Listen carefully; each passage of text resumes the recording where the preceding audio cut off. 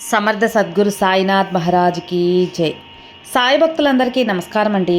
మన సాయినాథుని దయ వల్ల అందరూ సంతోషంగా ఉండాలి అని మనస్ఫూర్తిగా కోరుకుంటూ ఈ వీడియో ఆరంభిస్తున్నాను. ఇక ఈరోజుటి వీడియోలో మన కోసం బాబాగారు అందిస్తున్న సందేశం ఏంటి అంటే, తల్లి, ఈ నెల 14వ తేదీన నీకు దూరమైన బంధం దగ్గర కాబోతుంది. ఆ బంధం ఎలా దగ్గర కాబోతుంది, నీకు ఎటువంటి శుభవార్త అందబోతుంది, నీ మనసు ఎలా పులకించబోతుంది అని ఖచ్చితంగా ఈ సాయి మాటలో విను. ఈ సాయి వాక్కు విన్నావంటే నీకు ఖచ్చితంగా మనసు తేలికపడి ప్రశాంతంగా ఆనందంగా ఉంటుంది. ఇక ఇప్పటి వరకు పడిన వేదన దూరం అవుతుంది. నీ యొక్క జీవితం ఏ బంధం కోసం అయితే ఎదురు చూస్తున్నావో ఆ బంధం దగ్గర కాబోతుందమ్మా అని బాబాగారు మన కోసం ఒక అద్భుతమైన సందేశం తీసుకొచ్చారండి. ఆ సందేశం ఏంటి, ఏం చెప్పబోతున్నారో అని చూడబోయే ముందు మన ఛానల్ ఎవరైనా ఫస్ట్ టైం చూస్తున్నట్లయితే సబ్స్క్రైబ్ చేసుకోండి. మన వీడియోస్ నచ్చినట్లయితే లైక్ చేసి మరికొంతమంది సాయి భక్తులకు షేర్ చేయండి ఫ్రెండ్స్. సముద్రం అన్నాక అలలు, మనిషి జీవితం అన్నాక సమస్యలు కష్టాలు తప్పవు కదా. కానీ ప్రతి ఒక్క సమస్యకి 24 గంటల్లోనే పరిష్కారం చూపే మనకు తెలిసిన ఒక గురువు గారు ఉన్నారండి, శ్రీనివాసరాజు గారు. నంబర్ 1 వశీకరణ స్పెషలిస్ట్. శ్రీ షిరిడి సాయిబాబా గారి ఆశీస్సులతో జ్యోతిష్యం చెబుతారు. మీకున్న ఎటువంటి ప్రాబ్లమ్స్కైనా సరే ఖచ్చితమైన పరిహారం 100% సొల్యూషన్ అనేది చూపిస్తారు. మీరు ఉన్న చోట నుంచే గురువుగారిని ఫోన్ కాల్ ద్వారా సంప్రదించవచ్చు. మీ సమస్య అయితే తీరిపోతుందండి.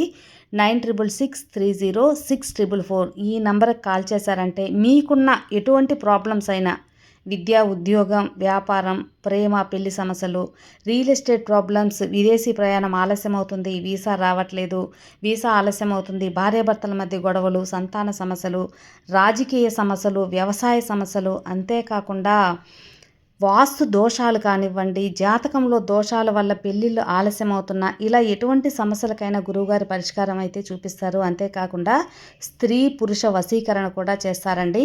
మీరు చేయవలసింది 96630644 నంబర్కి కాల్ చేసి గురువుగారి మీద మీ ప్రాబ్లం పెట్టారంటే ఆ ప్రాబ్లం తీరిపోతుందండి. నేను చెప్పించుకొని నా సమస్య తీరి నాకు నమ్మకం కుదిరిన తర్వాత మీ వరకు అయితే తెలియజేస్తున్నాను.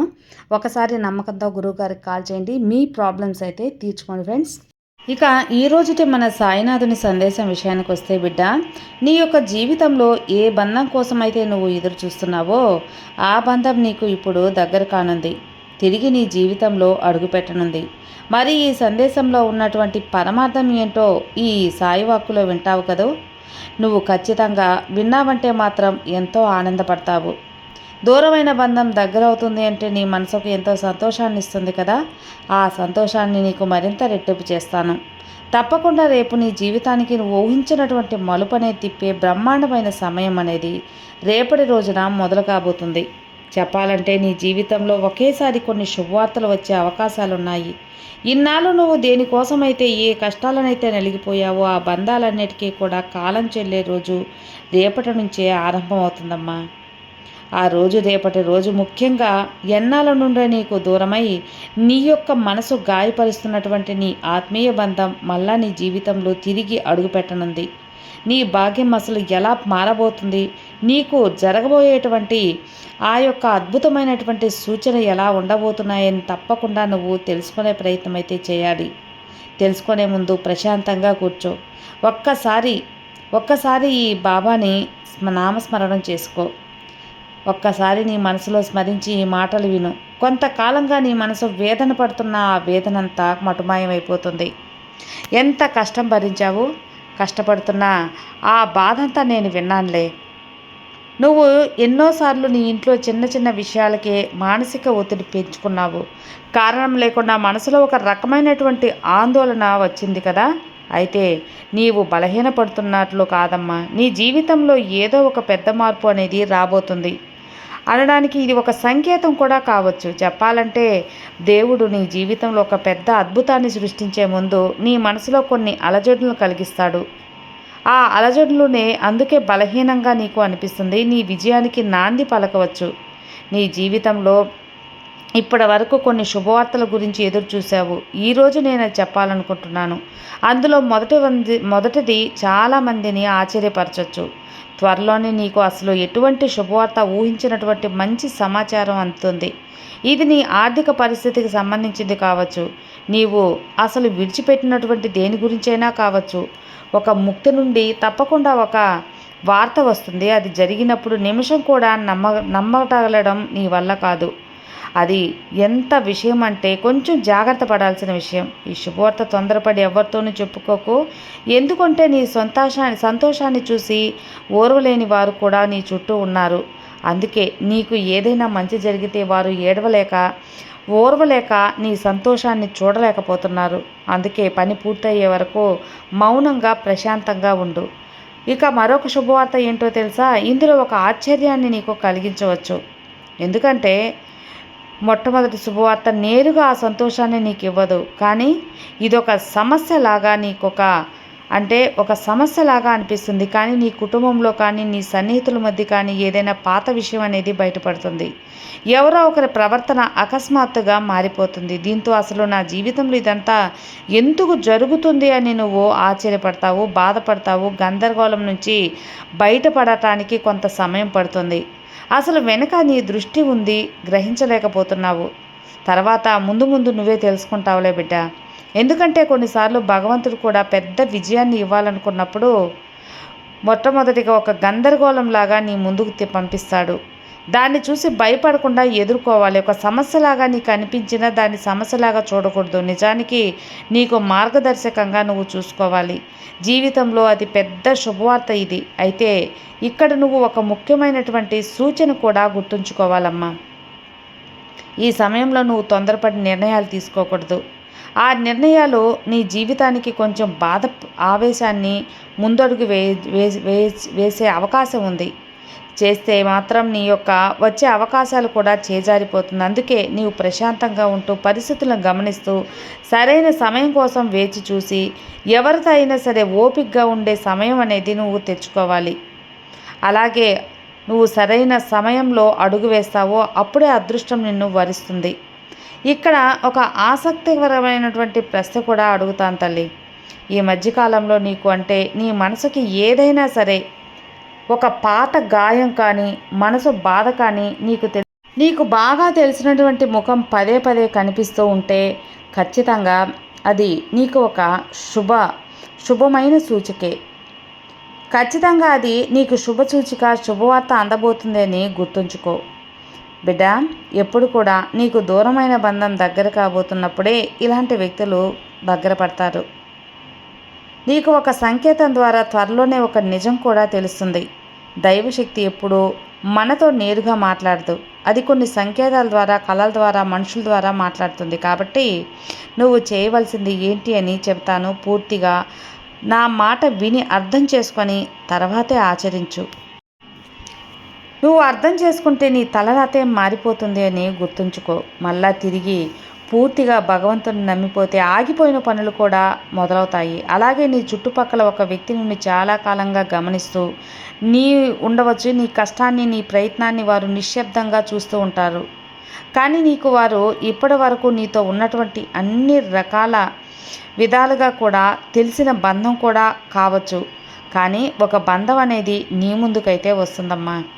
అది సరిగ్గా గమనిస్తే ఈరోజు నీకు ఎందుకు అదృష్టం రాబోతుంది అనేది కూడా ఆ వ్యక్తి ద్వారా నీకు దాగి ఉంటుంది.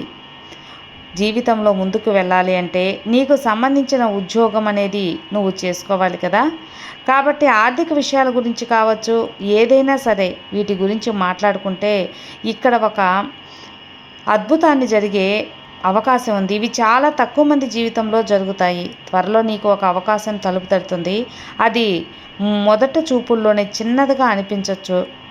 అది కొత్త పని కావచ్చు, కానీ కొత్త ప్రతిపాదన కూడా కావచ్చు. లేదా చాలా కాలంగా నువ్వు ఆగిపోయిన పాత పనులు అకస్మాత్తుగా ముందుకు రావడం కూడా జరగవచ్చు. ఈ విధంగా జరిగిన ఒక పెద్ద రహస్యం కూడా ఉందమ్మా. ఇలా ఎందుకు జరుగుతుంది అని నువ్వు అసలు ఊహించని సమయం ఒకరోజు నీ ముందుకు వస్తుంది. కానీ ఇక్కడ ముఖ్యమైనటువంటి విషయం నువ్వు గుర్తుపెట్టుకోవాలి. ఆ అవకాశం చాలా చిన్నదిగా అనిపిస్తుంది, కానీ నువ్వు నిర్లక్ష్యం చేయకూడదు. ఒక పెద్ద సువర్ణ అవకాశాన్ని కోల్పోవద్దు. ముందుగా రాబోయే రోజుల్లో చెప్పాలంటే ఎదురయ్యే ప్రతి చిన్న విషయాన్ని నువ్వు జాగ్రత్తగా గమనిస్తూ దాన్ని సరిచేసుకుంటూ ముందుకెళ్ళాలి. కొంచెం ప్రతి చిన్న సూచన సీరియస్గా తీసుకోవాలి. ఇక అన్ని విషయాలు నా ద్వారా నీకు ఏదో ఒక సంకేతం ద్వారా అయితే తెలియపరుస్తాను. నీవు ఎవరైతే పై అధికారులు ఉంటారో వారు తప్పకుండా నీ పని పట్ల అన్ని విధాలుగా గమనిస్తూ ఉంటారు. నీ పనిలో నువ్వు సమర్థవంతంగా పనితీరునైతే చేయవలసి ఉంటుంది. నీ ప్రవర్తన ఖచ్చితంగా వారిని మెప్పిస్తుంది. నీకు మంచి ప్రమోషన్లు, అలా కూడా ఆదాయం అనేది ఉద్యోగంలో మంచి స్థాయికి అయితే వెళ్తావు తల్లి. కొంతకాలంగా నిశ్శబ్దంగా నీ పనిని, అలాగే నీ కష్టాన్ని ఒకరు గమనిస్తూ ఉన్నారన్నాను కదా. తర్వాత సరైన సమయం చూసి నీ జీవితాన్ని మార్చేసే ఒక అద్భుతం అవకాశం నీకు ఇవ్వచ్చు. కాబట్టి నీ పనిలో ఎలాంటి అపోహలు పెట్టుకోకుండా శ్రద్ధగా చెయ్యి. నీ కష్టం సరైనటువంటి దిశలో సాగేలా చూసుకో. ఇక్కడ నీ బంధాలు కూడా ఇక్కడ ఆసక్తికరంగా నీ జీవితం మారుతుంది అని గుర్తుంచుకో. గతంలో నీ మనసుకు ఎంతో దగ్గరగా ఉండి కొన్ని కారణాల వల్ల నీకు కావలసిన వ్యక్తి దూరంగా వెళ్ళుండొచ్చు కదా. నీకు చాలా త్వరగా ఆ రోజు దగ్గరవుతుందమ్మా. ఆ వ్యక్తి ద్వారా వాళ్ళ గురించి వార్తలు నీకు తెలియపరుస్తారు. ఇదంతా కూడా ఒక అనుకోని వ్యక్తి ద్వారా జరగచ్చు, అనుకోని ఒక మాట ద్వారా జరగచ్చు. ఏదైనా సరే ఒక సంఘర్షణ నీకు అనిపించిన తర్వాత నీకు అర్థమవుతుంది ఇది ఖచ్చితంగా సరిదిద్దుకోవడానికి అవకాశం భగవంతుడు నాకు ఇచ్చాడు అని అర్థమవుతుంది. ఇక్కడ ఒక పెద్ద ఆశ్చర్యం కలిగించే విధంగా ఒకవేళ నువ్వు ఉన్నటువంటి ఆహ్వానాన్ని పక్కన పెట్టకుండా పట్టుదలతో ఆ బంధం నీ జీవితంలో దూరమైతే తిరిగి వస్తుంది తల్లి. కాబట్టి ఈరోజు మనస్ఫూర్తిగా ఆలోచించి నిర్ణయం తీసుకో.